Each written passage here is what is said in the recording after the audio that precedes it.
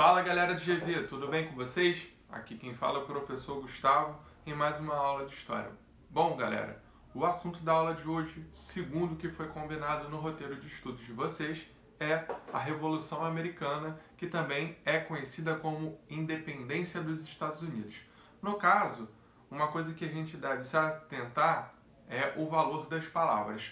Revolução é porque, de certa forma, a independência dos Estados Unidos é a primeira materialização das ideias iluministas, ou seja, a busca pela república, a questão ali, né, da divisão dos três poderes, o voto popular, né, o voto universal e entre outras ideias ali que eram discutidas no iluminismo.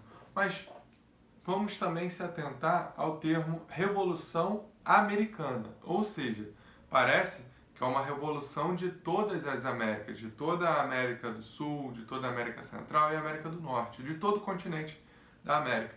Mas, na verdade, quando nós falamos, nós nos referimos à história dos Estados Unidos, aos cidadãos de lá, nós costumamos, né, utilizar o termo americano.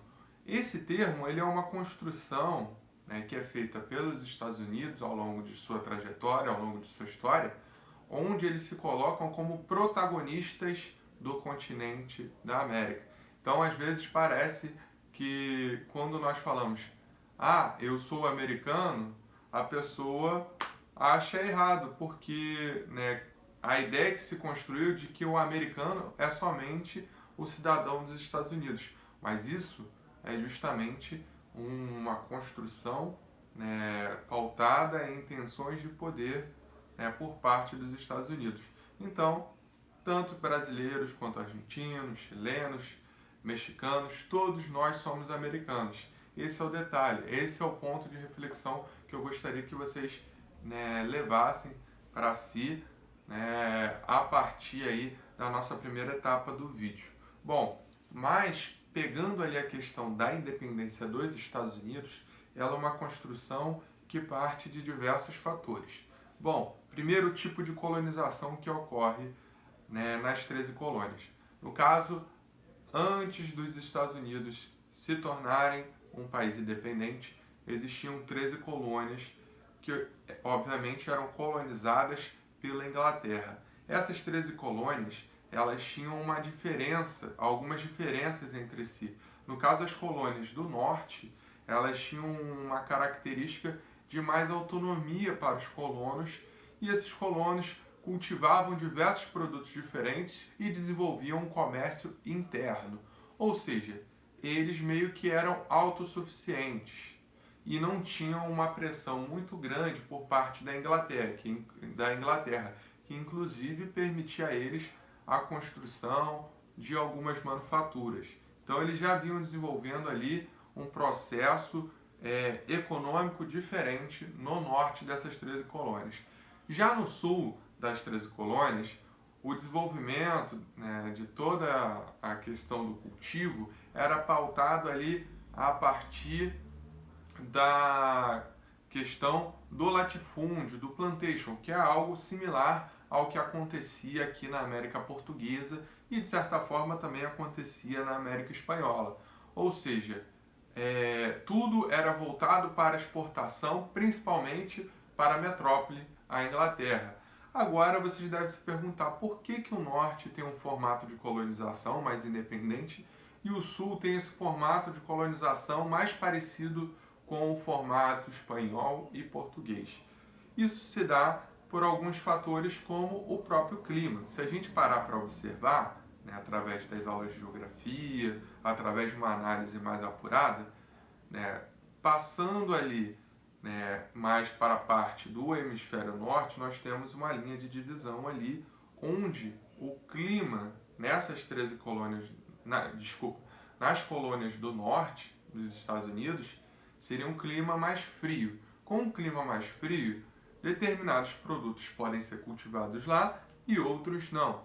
Bom, com esse clima mais frio, na parte norte do continente, né, lá na parte próxima ao atual Canadá, o tipo de produto que podia ser cultivado naquela região era um tipo de produto que já era cultivado na Europa. Então não fazia sentido a Inglaterra fazer todo um esforço para, né, fazer ali um controle sobre um produto que eles já podiam consumir, já podiam revender na Europa a partir do plantio no seu próprio território. Então, essa região do norte tinha uma característica climática, uma característica, de certa forma, geográfica, um pouco parecida com a Inglaterra, o que levava a produção agrícola a ser similar no norte. Já no sul, o clima já era mais quente. Com um clima mais quente, produtos tropicais, produtos como açúcar, tabaco, poderiam ser cultivados nessa região e exportados para a Inglaterra revender na Europa, né? Os burgueses, os comerciantes ingleses venderem na Europa. Ou seja, era um produto que tinha um valor de mercado na Europa justamente pelo fato de que na Europa não podia se cultivar esse produto por causa da questão geográfica, por causa da questão climática. Então, querendo ou não, o Sul ele vai ter características, né, de produção latifundiária, escravidão, utilização do trabalho escravo, coisa que também existia no Norte, só que de maneira bem menor, já que o Norte eles, né, se preocupavam mais na questão ali do trabalho livre, né, da questão de você ter uma pessoa com salário, uma pessoa com renda para comprar os seus produtos. Bom, tanto as colônias do norte quanto as colônias do sul, dessas 13 colônias, elas vão participar ali, né, na virada da primeira metade para a segunda metade do século XVIII, eles vão participar da Guerra dos Sete Anos. A Guerra dos Sete Anos é uma guerra entre a França e a Inglaterra, certo? E, de certa forma, a gente pode dizer que a Guerra dos Sete Anos é a primeira guerra que acontece em mais de um continente. Ela vai ter as batalhas na Europa e as batalhas na América do Norte. Nesse caso, os franceses eles tinham colônias ali na atual região do Canadá, inclusive em alguns estados que hoje pertencem ao território dos Estados Unidos. E os colonos eles vão ser anexados às tropas inglesas e vão participar da Guerra dos Sete Anos a favor da Inglaterra contra os franceses na América do Norte. No final disso tudo, nós temos aí uma, de certa forma, vitória da Inglaterra, só que uma vitória com muitos custos, certo? E essa vitória com muitos custos vai levar justamente aos ingleses a estabelecerem vários impostos que não eram recorrentes, não eram comuns nas colônias do norte, através da criação de impostos como o imposto do selo, o imposto do açúcar, leis intoleráveis. Todos esses diversos impostos vão deixar os colonos extremamente insatisfeitos, principalmente os colonos do norte. Então, por volta ali dos anos de 1774, 75 e 76, os Estados Unidos vão viver, ou melhor dizendo, as 13 colônias vão viver uma verdadeira efervescência. Vão ser debatidas diversas ideias de como deveria ser administrada essas 13 colônias. O detalhe é que durante o período após o fim da Guerra dos Sete Anos e toda essa movimentação aí da discussão de ideias sobre o que fazer nas 13 colônias, vai ocorrer a festa do chá em Boston, ou seja, depois da Inglaterra criar ali um imposto sobre o chá, os colonos vão justamente ali na região de Boston pegar toda a mercadoria que vinha sendo captada pelos ingleses, vão saquear os navios e jogar parte desse chá fora. Essa manifestação já vai mostrar justamente uma resistência dos colonos em relação aos ingleses.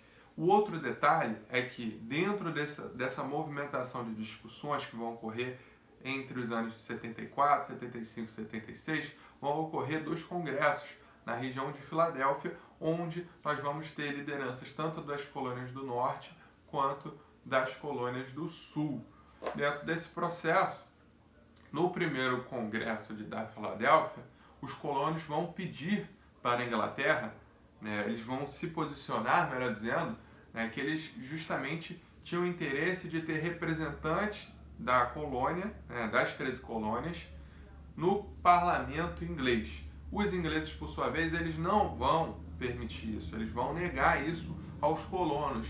Isso vai gerar mais irritação, mais insatisfação por parte dos colonos que vão fazer um segundo congresso, e nesse segundo congresso da Filadélfia vai ser estabelecido ali, através da liderança de figuras como o Thomas Jefferson, a luta pela independência, ou seja, era um caminho sem volta. A partir do segundo congresso da Filadélfia, eles vão justamente trabalhar num posicionamento de independência dos Estados Unidos, que ocorre no ano de 1776, certo?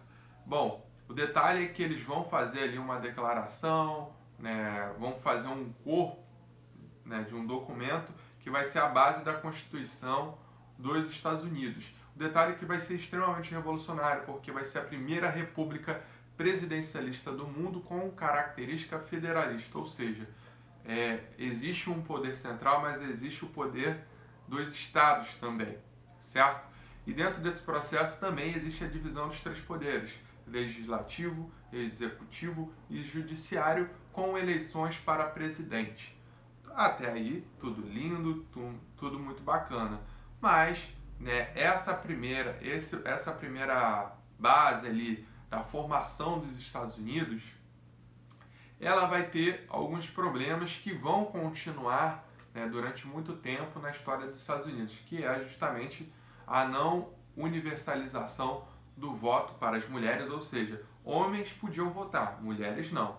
E também os vários impedimentos da participação do negro na sociedade estadunidense.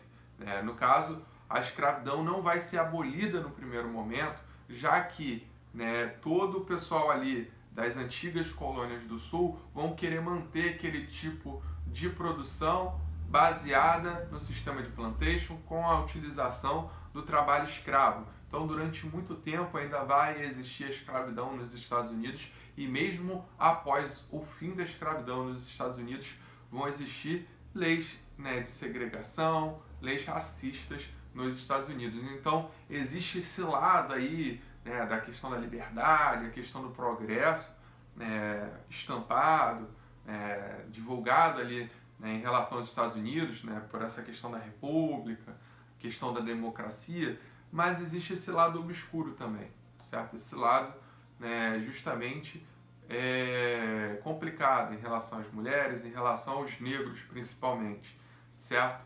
Bom, fechando então essa questão da independência dos Estados Unidos, ela